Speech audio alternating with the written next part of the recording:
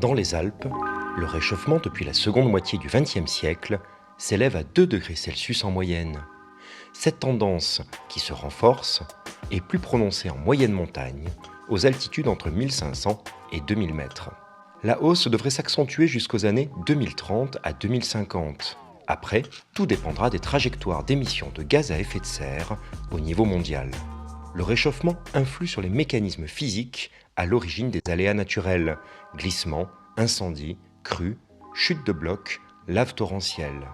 Oui, mais comment ? Les liens de causalité doivent être encore précisés, comme dans le cas des avalanches, étudiées ici à Pinceau, dans la chaîne de Beldon, à 1100 mètres d'altitude.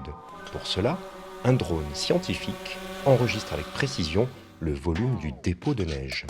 Là, on a fait voler le drone, donc on a pris à 80 mètres de hauteur des photos qu'on va superposer. Et ensuite, on a un logiciel qui nous rend en 3D le volume du dépôt. Donc là, on aura aussi toute la texture du dépôt avec la répartition des boules.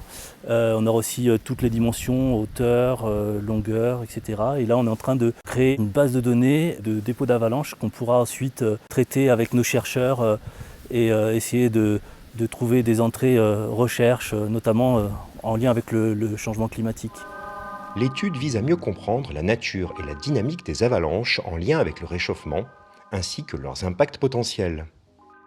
Alors on se pose la question de savoir quels risques elles représentent pour les personnes, les bâtiments, les infrastructures dont les routes.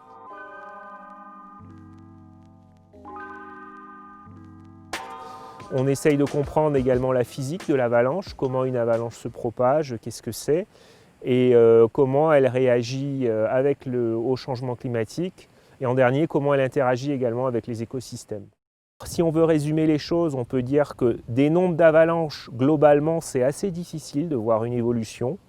Il y en a un peu moins à basse altitude, peut-être un tout petit peu plus à très haute altitude. C'est quelque chose sur quoi on travaille encore. On a une recrudescence de l'activité de neige humide. Et effectivement, ce type d'avalanche est caractérisé par une densité importante, du coup une capacité à exercer de fortes pressions. Des trajectoires parfois un peu complexes, même si globalement, elles ont quand même tendance à aller moins loin. Alors on a une vraie question effectivement d'adaptation des ouvrages de protection qui effectivement n'ont pas nécessairement été conçus pour résister aux pressions très fortes que sont capables d'exercer ce type d'avalanche. On a finalement une nécessité de prendre en compte l'évolution de la typologie et des phénomènes dans la gestion du risque. Concernant les autres aléas et les risques qu'ils entraînent, les inconnues restent nombreuses, même si on sait déjà que leur fréquence est en augmentation. On a effectivement une recrudescence ou une augmentation des chutes de pierre pour tout ce qui est lié à la fonte du permafrost, c'est-à-dire au sol gelé, aux parois de haute altitude. Donc là, le fait que la glace qui retient effectivement les pierres fonde, fait tomber davantage les pierres, en particulier en période de canicule. Pour l'aspect glissement de terrain, donc les glissements superficiels, qui sont des petits glissements sur les couches superficielles de sol. Donc là, on a un effet lié à la température et à l'eau, et notamment à la période de fonte de la neige. Sur le terrain, les acteurs de l'aménagement et des infrastructures observent déjà les effets de ces changements. Alors ici, on est sur le site de Montgombert, qui est un des sites problématiques des gorges de l'Arly. Ça a démarré en 2016 où on a eu des chutes de blocs. C'était les prémices en fait d'un énorme glissement de terrain qui est perché à une centaine de mètres au-dessus de la falaise qu'on voit ici. Donc on a à peu près 1 million de mètres cubes qui sont perchés et qui arrivent sous forme de coulées de boue et de lave torrentielle et également de chutes de blocs. Donc les premiers éléments nous ont amenés à créer ce qu'on appelle un piège à blocs qu'on voit ici avec les blocs familles. On s'est rendu compte que dès qu'on avait des pluies importantes, le piège à blocs se remplissait de façon assez rapide et qu'on avait aussi des chutes de blocs très importantes qui pouvaient potentiellement endommager le piège à blocs. Donc on a eu l'idée de faire cette espèce d'énorme avaloir que vous voyez ici et qui est destiné à casser la vitesse des blocs. La forêt joue un rôle préventif face aux aléas, fixant le manteau neigeux en zone de départ d'avalanche, stoppant des blocs en mouvement ou retenant les terrains en pente grâce aux racines des arbres. Le boisement fait donc partie des stratégies de protection contre les risques naturels, mais son effet est limité par la recrudescence de pathologies des arbres sous l'effet du réchauffement et leur sensibilité accrue aux incendies. Autre risque, celui que constituent les crues des cours d'eau. Les chercheurs essaient de prédire leur dynamique.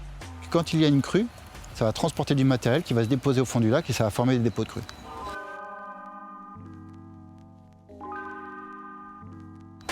Et donc après, on va regarder ces dépôts de crues, on va les dater et on est capable de reconstituer des chroniques de crues dans le temps, voire même l'intensité de chacune de ces crues. Et ensuite, on regarde pendant période chaude et froide, est-ce qu'elles sont plus fréquentes, plus intenses, etc.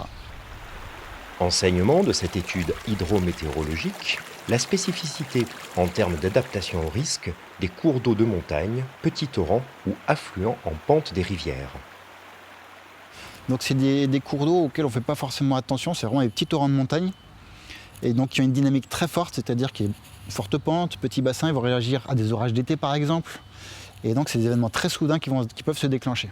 La législation n'est pas conçue aujourd'hui autour des aménagements pour ces petits bassins-là qui sont très particuliers, propres au territoire de montagne. Et c'est une des grandes difficultés aujourd'hui des gestionnaires, faire reconnaître que le terrain de montagne, les territoires de montagne, ce ne sont pas les territoires qu'on peut croiser quand on traverse la France aujourd'hui. Autre type d'aléas, les écoulements de boue ou laves torrentielles. Ces événements liés aux pluies orageuses pourraient être renforcés par le changement du climat.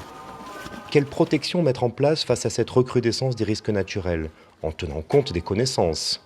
Pour le savoir, retour dans les gorges de l'Arly, en Savoie, où la route départementale 1212 constitue un laboratoire à ciel ouvert de cette adaptation.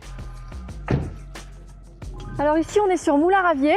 Donc Moulin-Ravier, c'est à la fois une digue et puis c'est à la fois une zone de dépôt en cas de crue.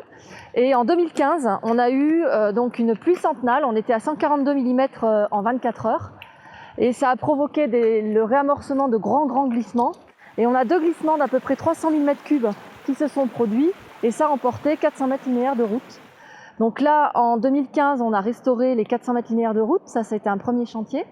Et puis en 2016 et 2017, c'est sur les 2 années, on a construit ce fameux seuil en enrochement, puisqu'en fait, avec la crue générée par la pluie centenale, on est passé d'une ouverture de 15 mètres linéaires à 30 mètres linéaires, et qui est susceptible de se déplacer, mais on peut intervenir avec des engins pour replacer les enrochements, réparer en tant que de besoin.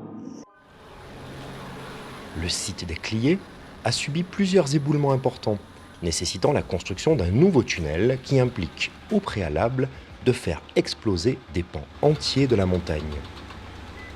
On a eu 2 éboulements majeurs sur ce site, un en 2014 et puis un là en février 2019. 2014, c'était de l'autre côté du tunnel, donc là on voit bien qu'on a une zone qui est recouverte par les éboulis, c'est le côté amont du tunnel.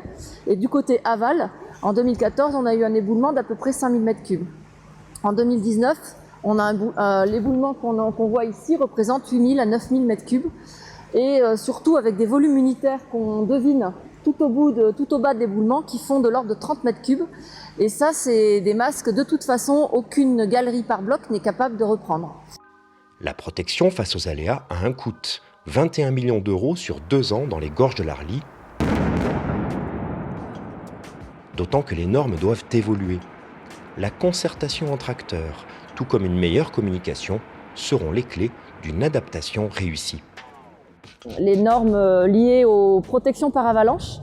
Aujourd'hui, avec les phénomènes qu'on a pu connaître par exemple en janvier 2018, où on a un yo-yo de température extraordinaire avec des intempéries aussi très importantes, et donc ça fait qu'on a des neiges extrêmement lourdes, en épaisseur assez conséquente, et les filets par avalanche sont dimensionnés par rapport à des neiges qui font 350 km3.